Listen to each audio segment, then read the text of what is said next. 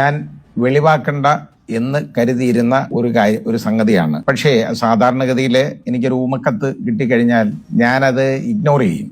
Cover നിങ്ങൾക്ക് കാണാം. പിന്നെ ഇതിന്റെ ഈ ആ ലെറ്റർ എന്ന് പറഞ്ഞാൽ ഒരു പേജിലുള്ള ഒരു ലെറ്ററാണ്. ഇതിന്റെ അടിയിൽ വിനയപൂർവ്വം ഇന്ത്യൻ പൗരൻ ഇതാണ് കാണിച്ചേക്കുന്നത്. 2/12/25 ഡേറ്റ് വെച്ച് എഴുതിയേക്കാണ്. എറണാകുളം പ്രിൻസിപ്പൽ ഡിസ്ട്രിക്ട് ജഡ്ജി സഖാവ് ഹണി എം വർഗീസിന്റെ വിക്രിയകളെന്നാണ് അതിന്റെ ക്യാപ്ഷൻ.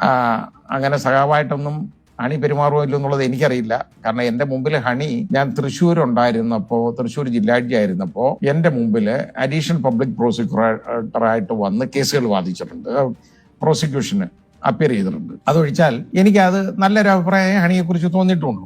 അത് അങ്ങനെ എനിക്കറിയാവുന്നത്. Ernakulam principal district judge Honey എന്നിട്ട് മുമ്പിലുള്ള SC ഈ കേസിന്റെ number Pulsar Suni versus state of Kerala കേസിൽ 12 പ്രതികളാണ് ഉണ്ടായിരുന്നത്. അതിൽ 10ാം പ്രതി അപ്രൂവറാക്കി അതിലെഴുതിയേക്കുന്ന വിവരങ്ങളാണ്. 11ഉം 12ഉം പ്രതികളെ ഡിസ്ചാർജ് ചെയ്തു. ഇത് കഴിഞ്ഞാൽ 9 പ്രതികളാണ് ഉള്ളത് അതിനകത്ത്.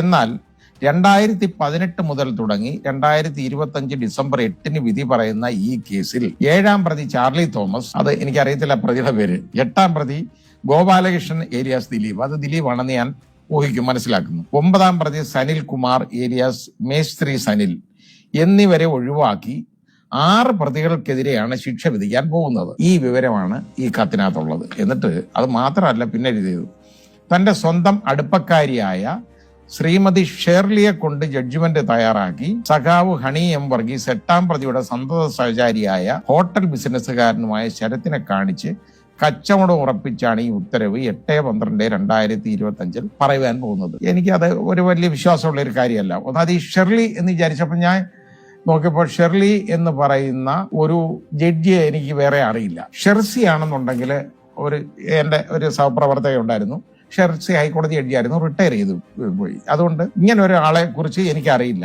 അത് ജഡ്ജ്മെന്റ് എഴുതാൻ മാത്രമല്ല, ഒരു ജഡ്ജ്മെന്റ് എഴുതാനുള്ള കഴിവ് ഹണി വർഗീസിന് ഇല്ല എന്ന് ഞാൻ കരുതുന്നില്ല.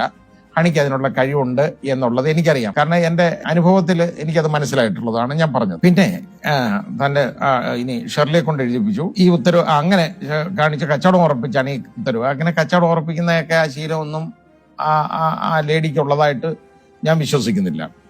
എറണാകുളം പ്രിൻസിപ്പൽ ഡിസ്ട്രിക്ട് ജഡ്ജി എന്ന നിലയിൽ ഒരുപാട് വിക്രിയകൾ കാണിച്ച പോട്ടെ. ബാക്കി ഇതിനകത്ത് കുറച്ച് ഹൈക്കോടതി ജഡ്ജിമാരുടെ പേരെഴുതിയിട്ടുണ്ട്. അത് ഞാൻ വെളിവാക്കുന്നില്ല. അവരുമായിട്ടുള്ള അടുപ്പം കൊണ്ടും അവരുടെ അനുഗ്രഹ ആശിസ് കൊണ്ടുമാണ് ഇത്തരത്തില് നീതിക്ക് നിരക്കാത്ത പ്രവർത്തനങ്ങൾക്ക് ഹണി വർഗീസിനെ പ്രേരിപ്പിക്കുന്നതെന്നും ഒക്കെ ഇങ്ങനെ എഴുതി.